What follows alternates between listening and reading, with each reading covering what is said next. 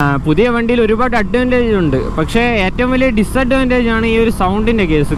ഒരുപാട് പേരുടെ ഒരു ഡൗട്ടാണ് ഈ എക്സോസ്റ്റ് വെക്കുമ്പോൾ വണ്ടിയുടെ പവർ കൂടുമെന്ന്. ഇനി പറയാൻ പോകുന്നതെന്ന് പറഞ്ഞാൽ നമുക്ക് BS3യുടെ സൗണ്ട് നമുക്ക് BS6ൽ കൊണ്ടുവരാൻ പറ്റുമെന്നാണ്.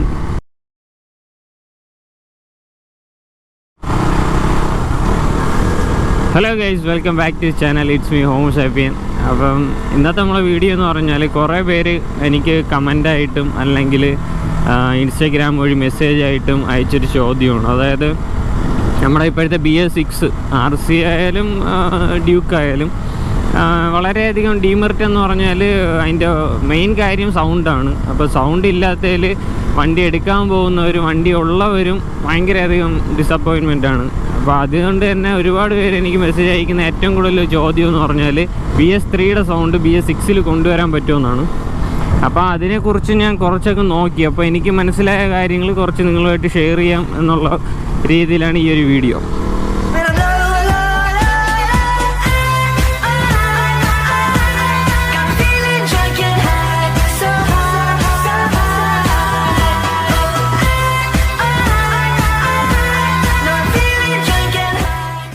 അപ്പോൾ ആദ്യം തന്നെ ഞാനൊരു കൺക്ലൂഷൻ പറയാം. നമുക്ക് BS6ൽ സൗണ്ട് കൊണ്ടുവരാം, അതിലൊരു ഡൗട്ടും ഇല്ല. പക്ഷേ BS3യുടെ സൗണ്ട് കൊണ്ടുവരാമോ എന്നുള്ളതാണ് നമ്മളിന്ന് നോക്കാൻ പോകുന്നത്. അതായത് നിങ്ങൾക്ക് എല്ലാവർക്കും അറിയാം, ഫസ്റ്റ് ജനറേഷൻ RC മുതൽ ഇങ്ങോട്ട് വരും തോറും സൗണ്ടിൽ നല്ല രീതിയിലുള്ള വേരിയേഷൻ വന്നിട്ടുണ്ട്. ആ സൗണ്ടിൽ വേരിയേഷൻ വരുന്നതനുസരിച്ചിട്ട് ഒരുപാട് അഡ്വാൻറ്റേജസും വരുന്നുണ്ട്. അതായത് റിഫൈൻമെൻറ്റിലായാലും ഹീറ്റിംഗ് ഇഷ്യൂവിലായാലും അങ്ങനെ ഒരുപാട് കാര്യങ്ങൾ. കാരണം എൻ്റെ ഇരിക്കും പോലുള്ള ഒരു ഫസ്റ്റ് ജനറേഷൻ RCയിൽ ഒരുപാട് ഡീമെറിറ്റ് ഉണ്ട്. അപ്പോൾ ആ ഓരോ ഡീമെറിറ്റും കോമ്പൻസേറ്റ് ചെയ്ത് അത് ക്ലിയർ ചെയ്ത് അങ്ങനെയാണ് ഓരോ ജനറേഷൻ RC ഇറങ്ങിക്കൊണ്ടിരിക്കുന്നത്. BS3ന്ന് BS4 മോഡൽ ഒരു വൈറ്റ് കിറ്റുള്ളത് ഇറങ്ങി. അതിന് ശേഷം ബ്ലാക്ക് കിറ്റിൽ ഓറഞ്ച് സ്റ്റിക്കർ ഉള്ളത് ഇറങ്ങി.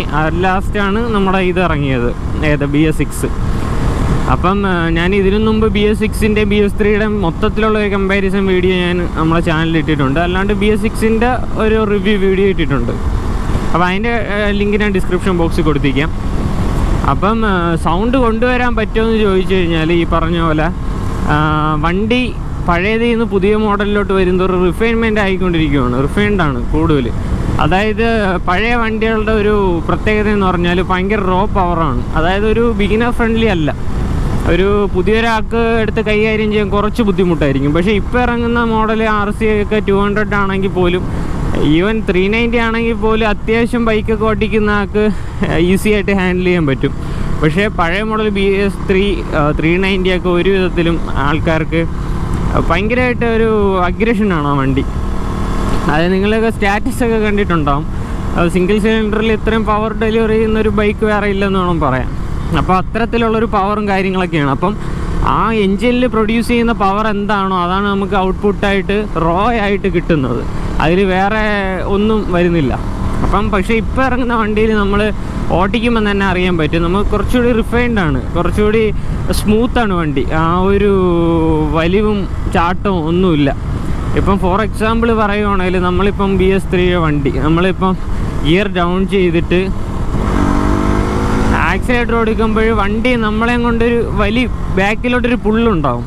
പക്ഷേ ഇപ്പോഴത്തെ വണ്ടിയിൽ നമ്മൾ ഇനിയിപ്പോൾ എത്ര ഗിയർ ഡൗൺ ചെയ്യും, 1 or 2 ഗിയർ ഡൗൺ ചെയ്ത് ആക്സിലേറ്റർ കൊടുത്താലും നമുക്ക് ആ വണ്ടി ഇങ്ങനെ എടുത്തൊരു കയറ്റം കയറൂല. നമ്മളിപ്പം ഇങ്ങനൊരു എടുപ്പുണ്ടാവില്ല.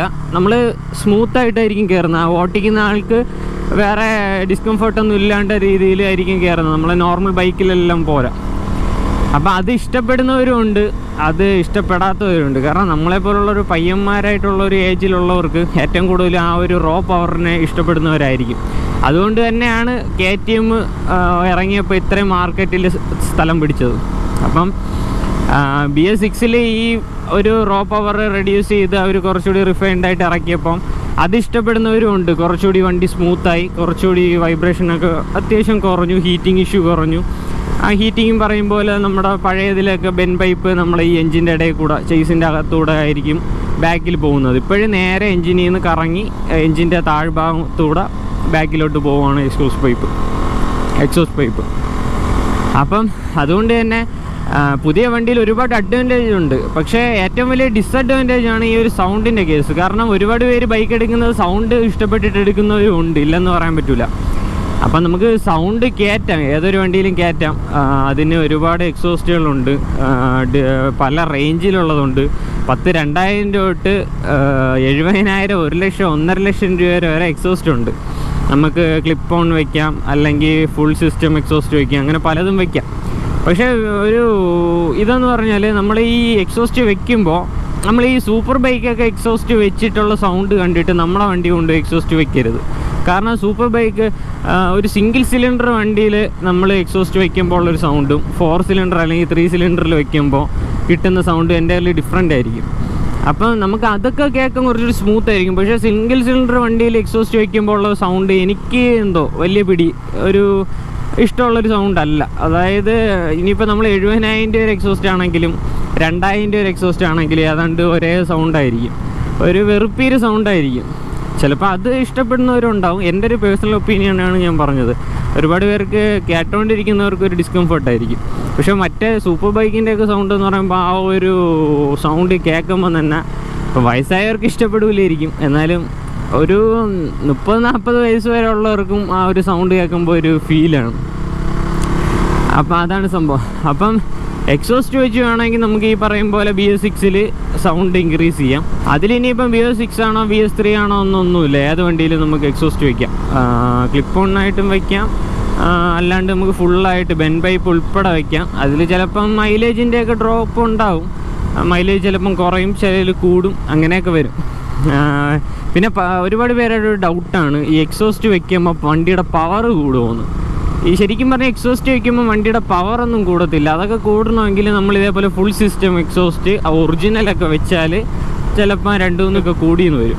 അല്ലാണ്ട് നമ്മളൊരു എക്സോസ്റ്റ് എടുത്ത് ചുമ്മാ വെച്ചെന്നും പറഞ്ഞിട്ട് വലിയ രീതിയിൽ പവറൊന്നും ഇൻക്രീസ് ആവാൻ പോകണില്ല. ആ ഒരു എയർ ഫ്ലോ കൂടും. അതുകൊണ്ട് ചിലപ്പം സൗണ്ട് ഒബ്വിയസ്ലി ഉണ്ടാവും. നമ്മൾ പവർ കൂടുമെന്ന് പറഞ്ഞിട്ട് വയ്ക്കുവാണെങ്കിൽ 10,000-70,000 രൂപ വരെയൊക്കെ വയ്ക്കേണ്ടി വരും. 2.5 ലക്ഷം രൂപ കൊടുത്തിട്ട് 70,000 രൂപ എക്സോസ്റ്റ് എല്ലാവരും വയ്ക്കുമെന്ന് എനിക്ക് തോന്നുന്നില്ല. അല്ലാണ്ട് സൗണ്ട് ഇൻക്രീസ് ചെയ്യാനാണെങ്കിൽ കുഴപ്പമില്ല. ഇനി പറയാൻ പോകുന്നതെന്ന് പറഞ്ഞാൽ നമുക്ക് BS3യുടെ സൗണ്ട് നമുക്ക് BS6-ൽ കൊണ്ടുവരാൻ പറ്റുമെന്നാണ്. കാരണം BS3യുടെ എൻജിനല്ല BS6-ലുള്ളത്. അതായത് ഒരുപാട് ചേഞ്ചസ് ഉണ്ട്. ട്യൂണിങ് നല്ല രീതിയിൽ വ്യത്യാസമുണ്ട് പഴയതും ഇപ്പോഴത്തതുമായിട്ട്. അപ്പം അങ്ങനെ ഒരു സിറ്റുവേഷനിൽ നമ്മളിനിയിപ്പം ആ ഒരു എക്സോസ്റ്റ് മാറ്റിയിട്ട് ഈ പഴയ മോഡലോ അല്ല ബെൻഡ് ചെയ്ത് നമ്മൾ ജെയ്സിൻ്റെ അകത്തൂടെ കൊടുത്താലും എനിക്ക് തോന്നുന്നു ആ BS3യുടെ പഴയ ആ ഒരു പെർഫെക്റ്റ് സൗണ്ട് ചിലപ്പം കിട്ടില്ല. ചിലപ്പം നിങ്ങൾക്ക് ഈ ഒരു എന്നുള്ളൊരു സൗണ്ട് ചിലപ്പം കിട്ടുമായിരിക്കും, പക്ഷേ ആ ഒരു പെർഫെക്റ്റ് സൗണ്ട് കിട്ടുമെന്ന് എനിക്ക് ഉറപ്പില്ല. പിന്നെയുള്ള കേസെന്ന് പറഞ്ഞാൽ നമുക്ക് അല്ലാണ്ട് ഈ പറഞ്ഞ പോലെ നിങ്ങൾക്ക് ഈ അണ്ടർബെല്ലി പഴയ മോഡലിൻ്റെ എക്സോസ്റ്റൊക്കെ OLX-ലൊക്കെ തപ്പിക്കഴിഞ്ഞാൽ കിട്ടും. അത് മെക്കാനിക്കുമായിട്ട് ഡിസ്കസ് ചെയ്തിട്ട് വയ്ക്കാൻ പറ്റും എന്നുണ്ടെങ്കിൽ, ഉറപ്പുണ്ടെങ്കിൽ മാത്രം വയ്ക്കുക. എന്നാൽ ചിലപ്പം സൗണ്ട് ചെറിയ രീതിയിൽ വ്യത്യാസം വന്നേക്കാം. ഞാൻ ഉറപ്പ് പറയുന്നില്ല, ഞാൻ ചെയ്ത് കണ്ടിട്ടില്ല. പിന്നെ ഉള്ളതെന്ന് പറയുമ്പം ഈ ഒരുപാട് പേര് ചെയ്യുന്നതാണ് ഇതിൻ്റെ സൗണ്ട് കുറച്ചുകൂടി ഇൻക്രീസ് ചെയ്യാൻ വേണ്ടി എക്സോസ്റ്റ് ചെയ്യാണ്ട് തന്നെ ഈ ബെൻ പൈപ്പിൻ്റെ, അതായത് ഈ ബെൻ പൈപ്പിൻ്റെ ആ ഒരു പോർഷൻ അല്ല, ബാക്കിലോട്ടുള്ളൊരു പോർഷനിൽ ഡ്രില്ല്, അതായത് നമ്മൾ ഡ്രില്ലിംഗ് മെഷീൻ യൂസ് ചെയ്തിട്ട് നമ്മൾ ഓരോ ഹോൾ അടിച്ചു കൊടുക്കും. അപ്പം ഓരോ ഹോൾ കൂടുന്നതിനനുസരിച്ച് വണ്ടിയുടെ സൗണ്ട് ഇൻക്രീസ് ചെയ്യും. അപ്പം ഇത് കേട്ടിട്ട് നിങ്ങൾ നേരെ പോയി അങ്ങനെയൊന്നും ചെയ്യരുത്. നിങ്ങൾ മെക്കാനിക്കായിട്ടൊന്ന് ഡിസ്കസ് ചെയ്തിട്ട്, അതായത് നമ്മളെ വണ്ടി സ്ഥിരം റെഡിയാക്കുന്ന ഒരാളുണ്ടാവും, അപ്പം പുള്ളിക്കാരനായിട്ടൊന്ന് ഡിസ്കസ് ചെയ്തിട്ട് മാത്രം ചെയ്യുക. കാരണം ഇതേപോലെ ഡ്രില്ലിംഗ് ഒക്കെ ചെയ്ത് കഴിഞ്ഞാൽ പിന്നെ തിരിച്ച് പഴയതുപോലെ ആക്കാൻ വേണ്ടിയിട്ട് വലിയ പാടാണ്. എൻ്റെ ഒരു ഒപ്പീനിയൻ വെച്ചിട്ട് നിങ്ങൾ ഉള്ള സൗണ്ട് കണ്ടിന്യൂ ചെയ്യുന്നതായിരിക്കും ബെറ്റർ. ഇത് കല്ലാറാണ്, പൊന്മുടി, ഇങ്ങോട്ടാണ് പൊന്മുടി. അപ്പോൾ നമുക്ക് ആകെ ചെയ്യാൻ പറ്റുന്നതെന്ന് പറഞ്ഞാൽ ഇപ്പോഴുള്ള BS6 വണ്ടിയിൽ ഇതേപോലെയല്ല, നമ്മൾ ഇവിടെ നിന്നുള്ള ഔട്ട് വന്നിട്ട് ഇങ്ങനെ അടിയിൽ കൂടെ പോയി ഇവിടെ ഒരു കാറ്റലിക് കൺവേർട്ടർ വന്നിട്ട് ഇങ്ങനെ വന്ന് എക്സോസ്റ്റ് ഇവിടെയാണ് വരുന്നത്. അപ്പോൾ ഈ കാറ്റലിക് കൺവേർട്ടർ വരുന്നതും കൊണ്ടും കൂടുതൽ വണ്ടി സൈലൻ്റ് ആകും. കാരണം സൂപ്പർ ബൈക്കിലൊക്കെ നിങ്ങൾക്ക് നോക്കിക്കഴിഞ്ഞാൽ അറിയാൻ പറ്റും, ഇവിടെ ഒരു പെട്ടി പോലൊരു സാധനമായിരിക്കും ഇവിടെ. അപ്പോൾ അത് വെച്ചിരിക്കുന്നതുകൊണ്ടാണ് നമ്മളെ ഈ സൗണ്ട് ഒരുപാട് റെഡ്യൂസ് ചെയ്യുന്നത്. അത് യൂസ് ചെയ്യുന്നത് മെയിനായിട്ട് ഈ ടോക്സിക് ആയിട്ടുള്ള ഗ്യാസ് ഫിൽട്ടർ ചെയ്യാനാണ്. അപ്പം നമുക്ക് ചെയ്യാൻ പറ്റിയ 2 വഴി എന്ന് പറയുമ്പോൾ ഒന്നെങ്കിൽ ഇതേപോലെ ഇതുവഴി ഇങ്ങനെ എക്സോസ്റ്റ് നമുക്ക് ഇതേപോലെ പഴയ മോഡലിലെ പോലെ കൊടുക്കാം. അപ്പോൾ ഞാൻ പറഞ്ഞ സ്പേസ് ഇതാ ഈ സ്പേസിലാണ്. ഇവിടെ ഈ എക്സോസ്റ്റ് വെക്കാനുള്ള സ്പേസ് ഉണ്ടോ പുതിയ വണ്ടിയിലെന്ന് എനിക്ക് അറിഞ്ഞൂടാ. അപ്പോൾ അതൊന്ന്. രണ്ടാമത് ഓരോരുത്തർ ചെയ്യുന്നതെന്ന് പറഞ്ഞാൽ ഈ വരുന്ന ഇതിൽ ഈ കാറ്റലിറ്റിക് കൺവെർട്ടർ റിമൂവ് ചെയ്യുമ്പോൾ കുറച്ചുകൂടി സൗണ്ട് കൂടും. അത് എന്തായാലും കൂടും. അതായത് ഓൾറെഡി പ്രൂവണാണ്. എല്ലാവരും അങ്ങനെയാണ് സൂപ്പർ ബൈക്കിലൊക്കെ ചെയ്യുന്നത്. ആ ഒരു കാറ്റലിറ്റിക് കൺവെർട്ടർ റിമൂവ് ചെയ്യുമ്പോൾ തന്നെ ഒരുപാട് വെയിറ്റും കുറച്ച് കിട്ടും, കുറച്ചുകൂടി സൗണ്ട് ഇമ്പ്രൂവ് ചെയ്യും. പിന്നുള്ളതെന്ന് പറയുമ്പോൾ നമുക്ക് ഇവിടെയൊക്കെ ഉള്ള ഹോൾസ് ഡ്രില്ല് ചെയ്ത് കൊടുത്താൽ ഇവിടെ 2-3 ഡ്രില്ലിങ് ഒക്കെ ചെയ്യുമ്പോഴത്തേക്ക് സൗണ്ട് ഇൻക്രീസ് ചെയ്യും. ഇപ്പോൾ മെയിനായിട്ട് ഈ ഒരു ബൈക്കിലൊക്കെ ആൾക്കാർ ചെയ്യുന്നത് ഈ ഒരു താഴ്ഭാഗത്തായിട്ട് ഡ്രില്ല് ചെയ്ത് കൊടുക്കും. പക്ഷേ സീനെന്ന് പറഞ്ഞാൽ ഡ്രില്ല് ചെയ്ത് കഴിഞ്ഞാൽ പിന്നെ നമുക്ക് പഴയതുപോലെ ആക്കാൻ പറ്റില്ല. കാരണം ഡ്രില്ല് ചെയ്ത സൗണ്ട് ഉണ്ടാകും. പക്ഷേ എങ്ങനത്തെ സൗണ്ടാണ്, നല്ല പോസിറ്റീവായിട്ടുള്ള സൗണ്ടാണോ അതോ നെഗറ്റീവായിട്ടുള്ള സൗണ്ടാണെന്ന് അറിയാൻ പറ്റില്ല. ചില വണ്ടിയിലൊക്കെ അങ്ങനെ ചെയ്യുമ്പോൾ ഒരുമാതിരി എൻജിൻ പണി വന്ന വണ്ടിയുടെ സൗണ്ട് പോലെയൊക്കെ ആയിപ്പോവും. അതുകൊണ്ട് നിങ്ങളിത് ചെയ്യുമ്പോൾ എത്രയും ആൾക്കാരായിട്ട് ചോദിച്ച് ഡിസ്കസ് ചെയ്ത് അല്ലെങ്കിൽ ഉറപ്പ് വരുത്തിയിട്ട് മാത്രം ചെയ്യുക. അല്ലെങ്കിൽ ഇതേപോലൊരു എക്സ്ട്രാ പീസ് വാങ്ങിച്ചിട്ട് അതിൽ ടെസ്റ്റ് ചെയ്ത് നോക്കിയിട്ട് ഓക്കെ ആണെന്നുണ്ടെങ്കിൽ മാത്രം നമ്മൾ സ്വന്തം വണ്ടിയിൽ ചെയ്യുക. അപ്പോൾ ഇതൊക്കെയാണ് പറയാനുള്ളത്.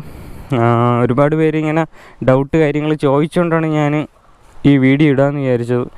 അപ്പോൾ നമുക്ക് ഇത്രേ ഉള്ളൂ. വീഡിയോ ഇഷ്ടപ്പെട്ടെങ്കിൽ തീർച്ചയായിട്ടും, വീഡിയോ ഇഷ്ടപ്പെട്ടെങ്കിലല്ല, നിങ്ങൾക്ക് കുറച്ചെങ്കിലും എന്തെങ്കിലും ഇൻഫർമേഷൻ കിട്ടിയെങ്കിൽ തീർച്ചയായിട്ടും ലൈക്ക് ചെയ്യുക, ഷെയർ ചെയ്യുക, സബ്സ്ക്രൈബ് ചെയ്യുക, കൂടാതെ ബെല്ലൈക്കൺ ക്ലിക്ക് ചെയ്യുക. അപ്പം stay tune bye. It's me ഹോമോസാപ്പിയ.